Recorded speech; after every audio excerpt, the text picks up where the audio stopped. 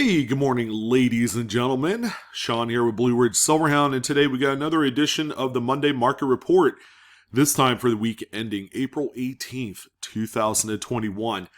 In this video, we take a look at the most relevant modern-graded post-1900 coins that have sold here in the last week. Now, as I had mentioned in the last few weeks, we do have a couple really prominent shows happening this week. The first one is going to be the Legend Auctions Regency 44 show.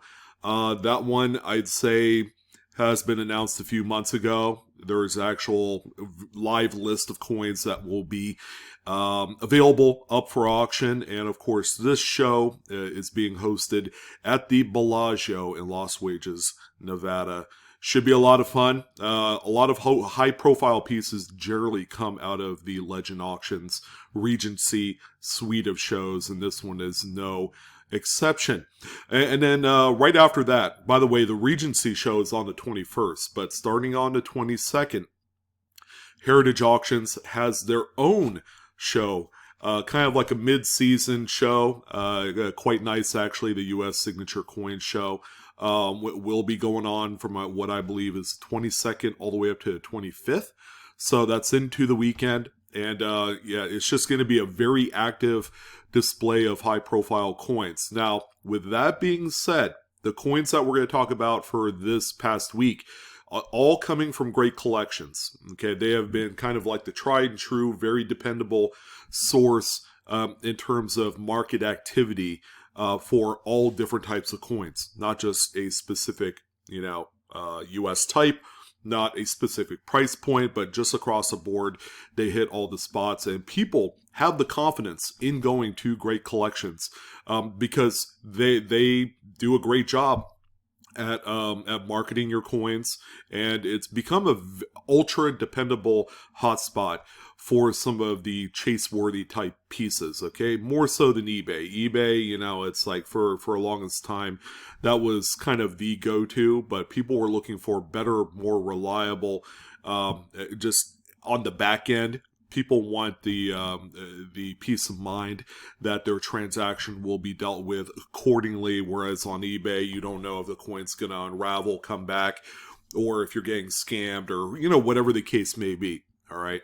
So, generally, when there are bigger upcoming shows, great collections will normally dial back. They'll hold back on some of the more prominent listings, those $10, $50, $100,000 coins aren't nearly as notable in this week's report, but we do have a couple of kind of, eye-raising coins that we're going to talk about. There is actually a few very nice Lincoln cent varieties, more modern than what you would consider this report to be, but there's one very, very important variety that people week in, week out look for, and then there's a second one that has been a challenge for me personally. As I go through and try and look for this specific variety, this one has been tough. And believe it or not, this is a coin that is not a gemmy. It's not a super high end coin, but it did sell for a good deal of money. And what you're going to hear about that coin will certainly give the collecting community a little bit of reflection, as to, why aren't we looking for this particular coin more actively? Well, it's quite rare. So that's why it's been like a love it or hate it situation for myself personally as I search through coin rolls and BU rolls and all that great stuff. Not that easy of a coin to find. So let's go ahead and jump right in to the first listing off of Great Collections. It is going to indeed be one of those Lincoln cent varieties. We have a nice 1984 Lincoln cent. Of course, this is a huge one. It's the double die obverse FS101 doubled ear Lincoln. All right, you can actually see the second earlobe right here. That is a marquee attribute of this particular double die. And again, a very important coin for modern collectors, especially in the variety and attribution segment of this hobby.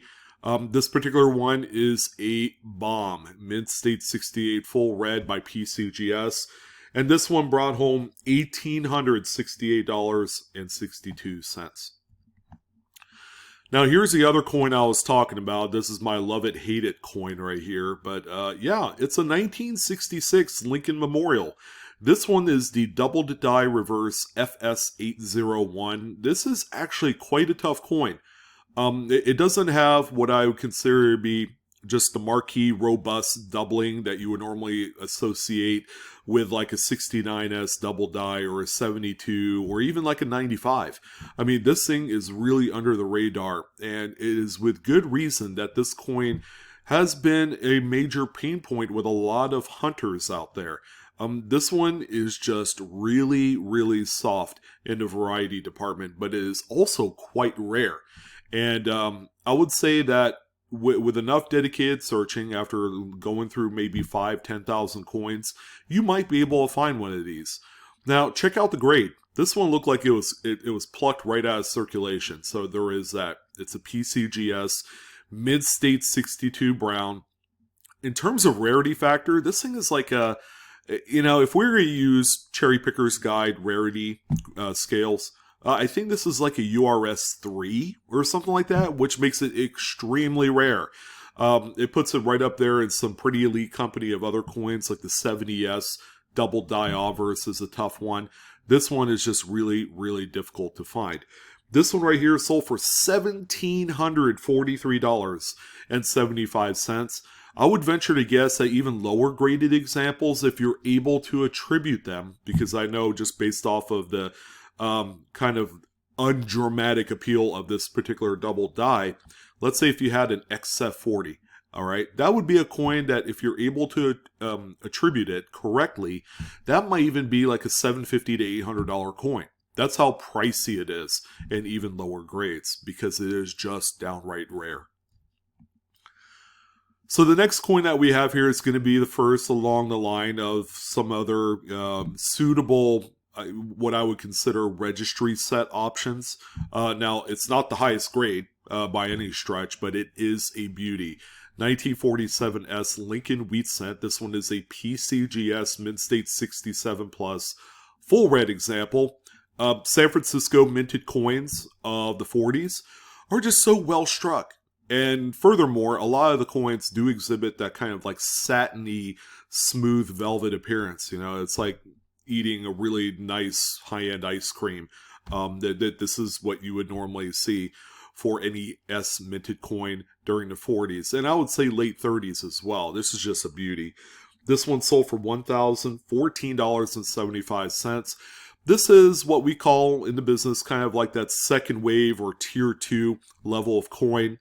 It's not the highest grade, but if you're looking to kind of pad the point system on the registry set site on PCGS or NGC, I mean, this one is definitely needed for something like that. All right, so we have a steel cent here, and it's not just any steel cent. We talk about it on a weekly basis for the most part. We had a really nice one last week. A 68 plus, I believe, that sold for almost $10,000. But this week we actually have a variety, one in which is looked for quite studiously. It's a 43S, and this one is a doubled die obverse FS101 variety. It also grades PCGS Mid-State 67, and for extra measure, it's also CAC certed. This one right here is a really nice variety. I found a few of these myself over the years. Some of the notable things, all the doubling is generally on the date. It's got that swollen bottom tail of the 9, which is what you want to look for. It's not quite as swollen as the regular 43 Philadelphia double die obverse, but this one right here, people have been paying more attention to these lately, especially in the last like 2 years, where previous to that, not a lot of people even cared about this coin just based off of its minor factor in the variety community. But this one right here, ladies and gentlemen, sold for $1,110.38. All right, so here's another prime example of a registry set coin that is quite important. When we get to Mid-State 67, that's where a lot of the grading matters, and that's where it matters the most for a lot of these registry set participants. This 1932 is a little bit tougher date.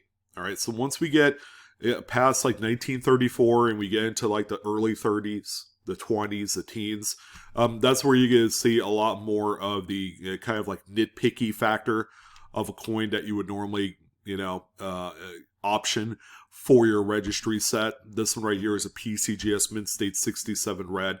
So just based off of the numerical grade alone, that kind of like fills in a few of the blocks, which is quite nice. This one right here sold for $1,743.75. This is a premium looking coin, and if I were looking for one, this would be one that I would hit up. And same goes for this one, 1918 Philadelphia. Now we're getting into a little bit tougher coins here. But at the same token, we do come across coins with a lot more, not only luster and eye appeal, but a lot more design details that are really present on these coins.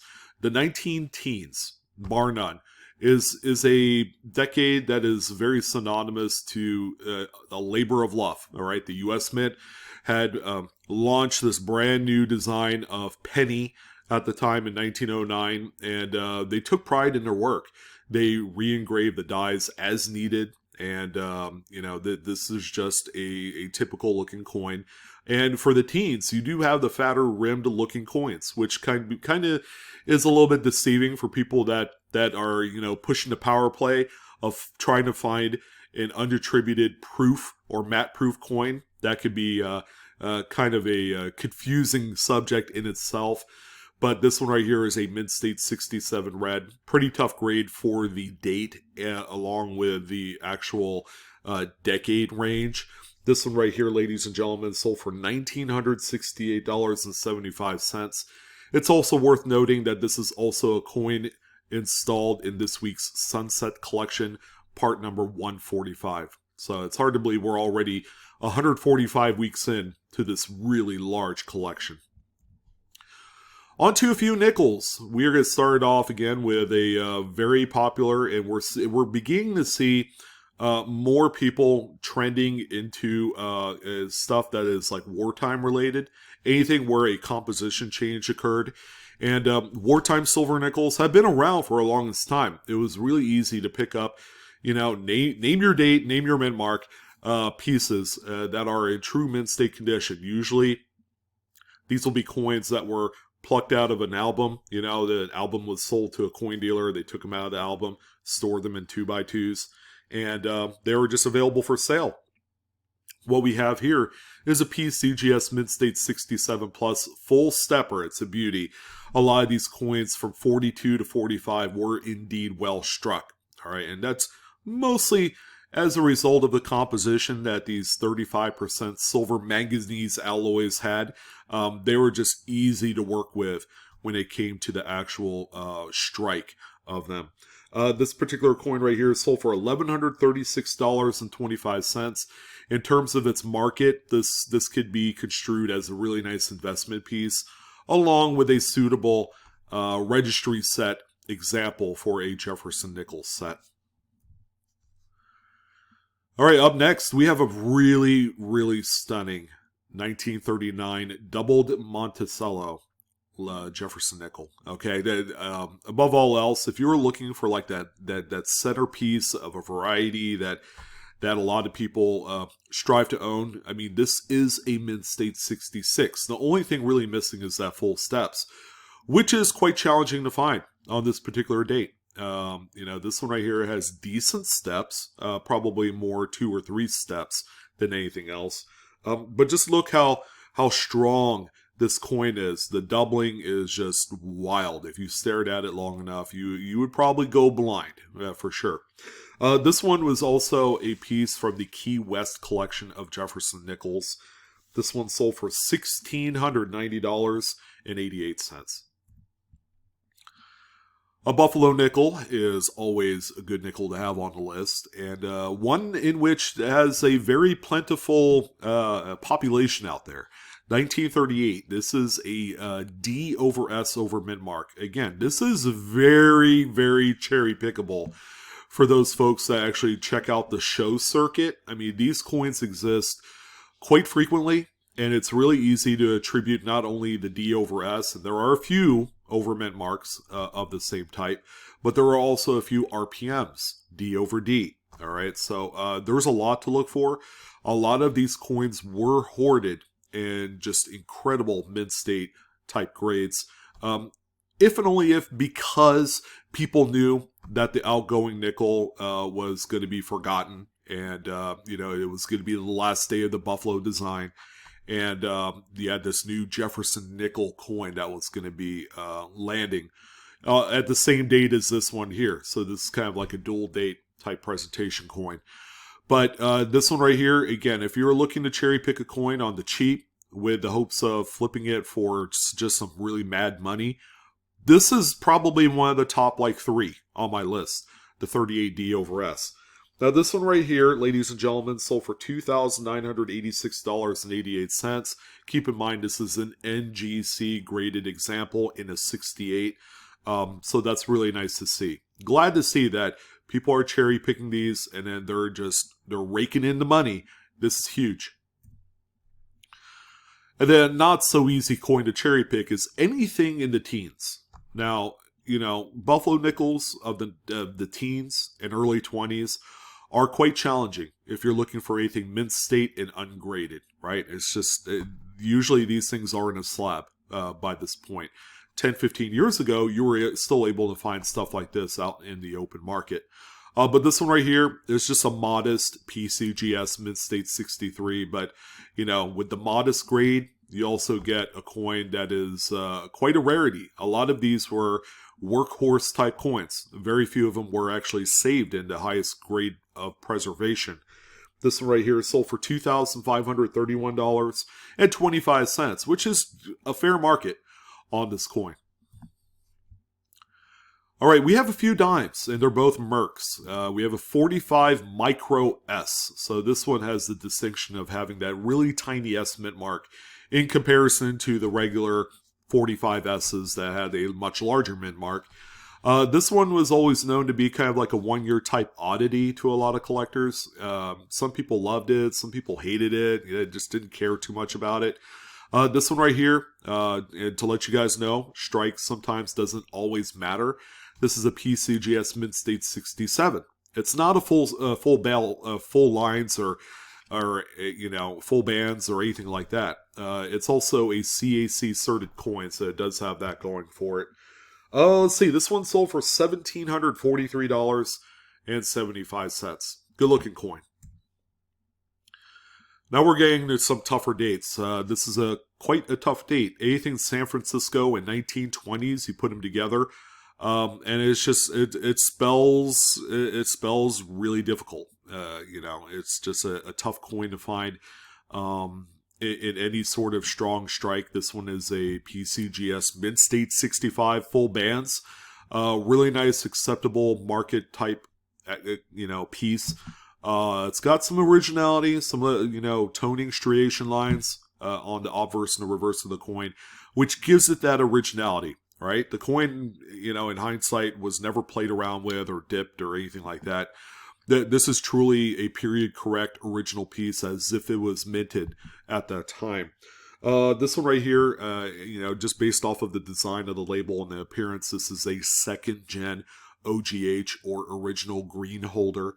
This one right here sold for $5,332.50. All right, so Mint State 65 full split bands on these 1920s Denver and San Francisco minted coins begin to get very challenging, and as a result, you could see just the price differentiator on these. All right, believe it or not, we do have a barber dime on the list. I talk about barber dimes, maybe 3 times a year? So this one right here is here for a reason, and it's that good old grade. It's a 16S, all right? It's the final date of the barber dime before the Mercury dime changeover. This is a PCGS Mint State 67, so it's just a tremendous grade. Lots of original toning. It's a very original coin. Lots to love if you're into the series. But, this was a series that was not particularly endeared by the collecting community mainly because of design and, you know, the period of time in which these released. You know, they, just like a few of those Buffalo Nickels of the teens, this was also a workhorse coin.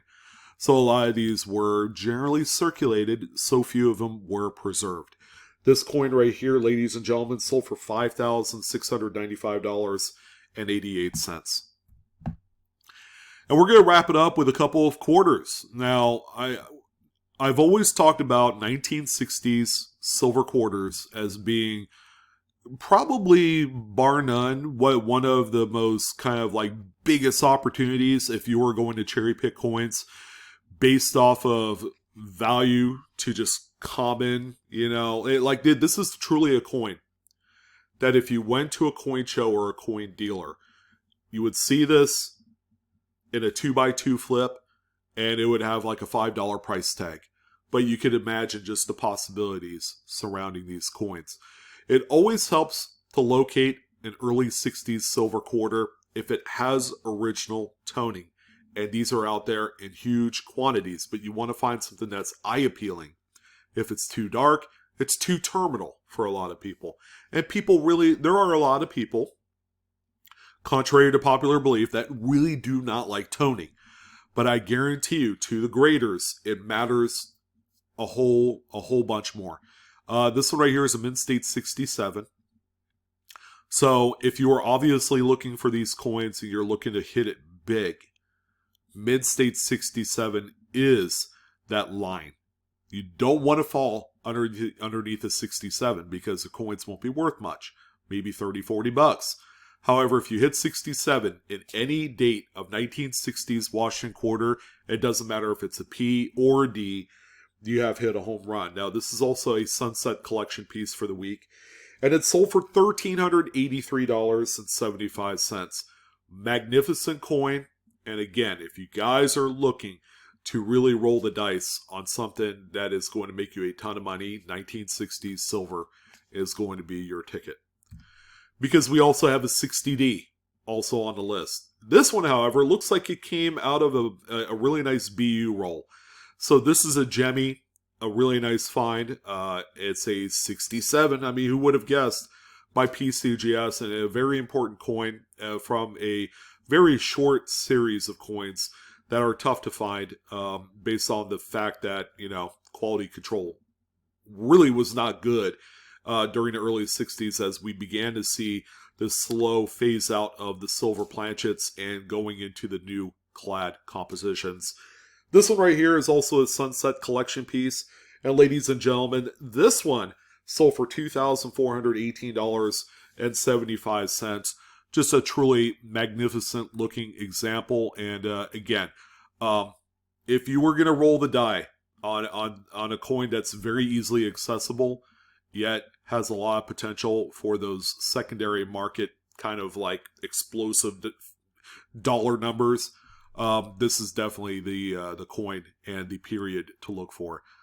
Yeah, and don't drop into 59 because they're not worth nearly as much in a 67.